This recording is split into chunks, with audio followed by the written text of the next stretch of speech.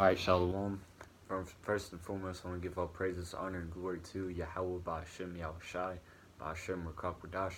Alright, double honors to the apostles and elders of Great Millstone who rule well and teach well. Peace and blessings to the elect, sincere brothers of Israel out there that's pushing this word in all truth and sincerity. Alright, this lesson is going to be about spiritual power. I'm going to start by reading Exodus 15:3. Alright, it says, "The Lord is a man of war." Alright, Yahweh is his name. Alright, and Yahweh being the Most High, who the world ignorantly calls God, and his son being Yahushai. Alright, it says that Yahweh is a man of war, and Yahweh is his name. And you could read many stories, Old and New Testament and Apocrypha, describing, what actions took place that he was involved in, and prophecies that he's going to be involved in, and how Yahweh is going to get down. Which brings me to my next scripture, Psalms 144:1. It says, "Blessed be Yahweh Ba'Hashem Yahushai, my strength, which teacheth my hands to war, and my fingers to fight."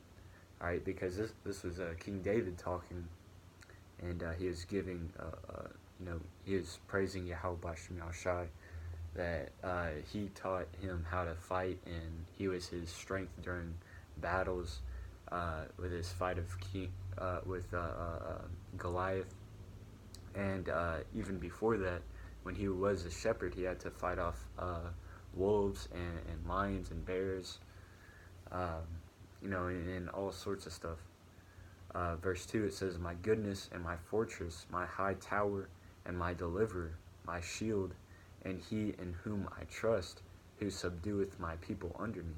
Alright, so when King David got this power from the Most High, he always gave thanks and honor and reverence to the Most High, because that was his strength. Alright, he never boasted in himself. Alright, he always boasted in Yahweh Ba'Hashem Yahushai, because he knew that that's where his power derived from. And I'm going to grab this real quick too. This is Psalms 18:34. This is also King David talking, or writing this. He says, "He teacheth my hands to war, so that a bow of steel is broken by mine arms." Alright, and if you've ever had to deal with steel in any type of way, that's a stubborn metal, man. It's very hard to tamper with, even if you have the right tools to tamper it with. Alright, for you to even bend it, you have to heat it up to a high temperature, and then use leverage to bend it. But, King David said he just broke it in his arms. That's a form of spiritual power, meaning that the Most High had to give him strength to do so. Alright, supernatural, a miracle, if you will. Alright, verse 35 says, Thou hast also given me the shield of thy salvation, and thy right hand hath holden me up, and thy gentleness hath made me great. Thou hast enlarged my steps under me, that my feet did not slip." So he's, further acknowledging that the Most High was guiding him in all of his battles and throughout his life, man. Because even in his personal life, he was dealing with family drama, whether it be with his own son raping his own daughter, or Saul coming after his own life. He had personal issues that he had to deal with, and the Most High guided him. But on another, to furthermore prove it, he was going to battle all the time, so that he could establish the kingdom, and setting up that time of peace for Solomon to rule. This is Zechariah chapter 12. I'll start at verse I'll start at 6. It says, "And that day will I make the governors of Judah like an hearth of fire among the wood, like a torch of fire in a sheath. They shall devour all the people round about, on the right hand and on the left. All right, now it says the governors of Judah, which means like the higher ranking people of Judah. All right, as a hearth of fire among the wood, and like a torch of fire in a sheaf. That is.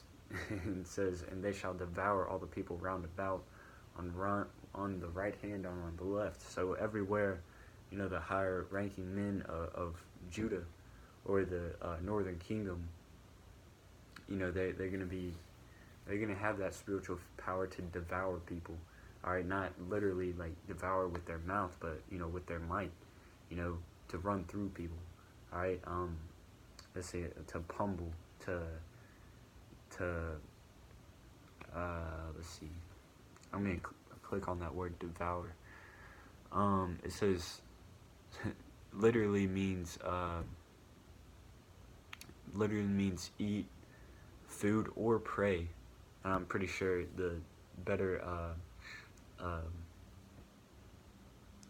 term is prey. All right, because they're our enemies and they're lesser than us, so they're our prey, hungrily or quickly. All right. And there's a scripture that says, in 1 hour does the destruction cometh, talking about this new Babylon, the queendom of America, So when it says, they shall devour all the people round about on the right hand and left hand, the prey are going to be quickly consumed up, man. All right, when the elect finally get that power, it's going to take no time for us to run through our enemies. All right. It says, and Jerusalem shall be inhabited again in her own place, even in Jerusalem. All right, talking about the Israelites being put back in that land, which we were promised. All right, verse 7, the Lord also shall save the tents of Judah first, that the glory of the house of David and the glory of the inhabitants of Jerusalem do not magnify themselves against Judah. Verse 8, and that day shall the Lord defend the inhabitants of Jerusalem, and he that is feeble among them at that day shall be as David, and the house of David shall be as God, and the angel of the Lord before them. All right, so it says, and he that is feeble among them at that day shall be as David. Now, you read about, I read a few scriptures about, and talked a little bit about what King David was doing in his time, fighting off animals from his sheep, fighting numerous battles. The reason why Saul got jealous of him is because, all the women were singing that song, Saul killed his thousands, but King David his tens of thousands. All right, so King David had bodies, and he was well known for him going to war and him being a mighty man. All right, when King David went to battle, he was like on the forefront. He was leading his people into battle. All right, he didn't get his body count by pointing fingers and sending people out. No, he was on the front lines taking action. All right, because he had that full faith in Yahweh Bashim El-Shai. And that's what these feeble among the elect of Israel, they're going to have that same spirit. They're going to be leading battles. All right, and that word feeble goes into the word like sickly or paralyzed. So if there's somebody of weak stature, they might be small, or they might actually be paralyzed or sickly, and they're battling those demons or whatever. If they have that fervent spirit, and they're pushing this word diligently and wholeheartedly as much as they can, and that day, yeah, they're going to be like David. All right, the Most High, it's an easy thing to take those restrictions off of them, man, and them to get mighty in stature and mighty in power. All right, it says, and the house of David shall be as God, as the angel of the Lord before him. And it shall come to pass in that day that I will seek to destroy all the nations that come against Jerusalem. And I will pour upon the house of David and upon the inhabitants of Jerusalem the spirit of grace and supplications. And they shall look upon me whom they have pierced. They shall mourn for him as one mourneth of his only son, and shall be in bitterness for him, as one that is in bitterness of his firstborn. All right. So in that day, it says that he will seek to destroy all the nations that come against Jerusalem. So anybody which is, all the other nations that isn't of Israel, the Most High is going to be seeking to destroy them. All right. All the scoffers of these other nations. All right. All the ones that were involved in the Atlantic slave trade, so on and so forth, man. All the way back to the first captivity that we're in Egypt, man. The Most High is going to be seeking to get his payback. This is Acts chapter 3, verse 2. It says, "And a certain man, lame from the mother's womb, was carried, whom they laid daily at the gate of the temple, which is called Beautiful, to ask alms of them that entered into the temple." Alright, so there's a certain lame man, meaning paralyzed man, who was taken to the gate of the city every day. Alright, verse 3 says, "Who, seeing Peter and John about to go into the temple, asked an alms." Alright, meaning asking for, basically panhandling is what the modern term would be used for. Verse 4, "And Peter, fastening his eyes upon him with John, said, Look on us. And he gave heed unto them, expecting to receive something of them, like a gift or money or something." Verse 6, "Then Peter said, Silver and gold have I none, but such I have give thee." It says, "And the name of Yahushua Mashiach of Nazareth, rise up and walk." Alright, now this is like, you gotta, put your mind in this setting. Like, this is a paralyzed dude panhandling. And, Peter and John come up to him and he's like, "Look, I don't got any money or food or anything like that, but I got this name, in the name of Yahushua, stand up and walk."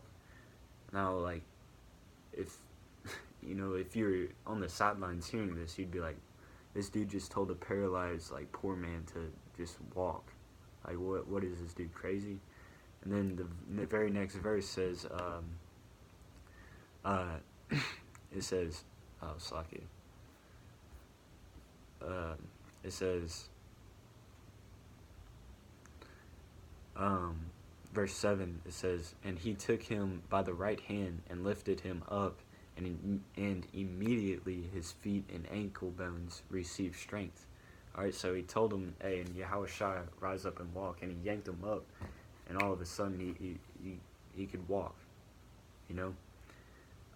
It says, "And he leaping up stood and walked, and entered with them into the temple, walking and leaping and praising the Most High." So immediately, like, that's how easy, that's how powerful that those names are. Alright, Yahweh is the Most High's name. Yahushua is the Son's name. Alright, but those names are miracles done. Having faith and believing and praying and fasting, those names are miracles done, which I got that precept. I'm going to get it later. But verse 9 says, "And all the people saw him walking and praising the Most High, Yahweh B'Shem Yahushua." Verse 10 says, "They knew that it was he which sat for alms at the beautiful gate of the temple, and they were filled with wonder and amazement at that which had happened unto them." So they saw him and recognized him. They're like, "Dude, that's that dude that's like always panhandling at the gate of the city." Alright? Because, my camp, we go downtown like every Saturday. We start to recognize, familiar faces. That's how they were. They recognized this dude. They were like, "Wasn't this like that paralyzed dude?" Verse 11 says, "And as the lame man which was healed held Peter and John," no, Salaki. Let me finish verse 10. It says, "And they were filled with wonder and amazement at that which had happened unto him. All right, so they're like astonished. Verse 11, as the lame man which was healed held Peter and John, all the people ran together unto them in the porch that is called Solomon's, greatly wondering. Verse 12, and when Peter saw it, he answered unto the people, Ye men of Israel, why marvel ye at this? Or why look ye so earnestly on us, as though by our own power or holiness we had made this happen, we had made this man to walk? And that's the point, verse 12. Because it wasn't of Peter or John that lame man could walk. All right, it was through the Most High Yahweh, through His Son Yahushai, that miracles are done. All right, even when Yahushai performed miracles, He said, He always gave praise to Yahweh, and He always said, through your faith, let it be so. All right, and faith is something that's given by Yahweh. All right, so even when He said by your faith, it is actually by the gift of Yahweh. All right, is that doing that circle back to Yahweh. All right. So really, when you perform miracles, you know, it goes without saying, give all praises to Yahweh Bashim Al Shai. But when the carnal and natural reaction of when you do something great, you should feel this pride in you. But really, that's not so. You should you guys subject those feelings and give all praises, honor, and glory to Yahweh Bashim Al Shai. All right, even when you catch hell, you should thank Yahweh Bashim Al Shai, because that's chastisement. That's making you a better person. Anyways, Daniel 7 and 18. Actually, let me get, before I get that. This is Matthew 17 and 20. And Yahushua said unto them, because of your unbelief, because, here, I'll start up a little bit. I'll start at 19. It says, then came the disciples to Yahushua apart and said, why could not we cast him out? Because they were trying to cast out a devil or a demon, and Yahushua had to come and intervene and, cast away the demon himself.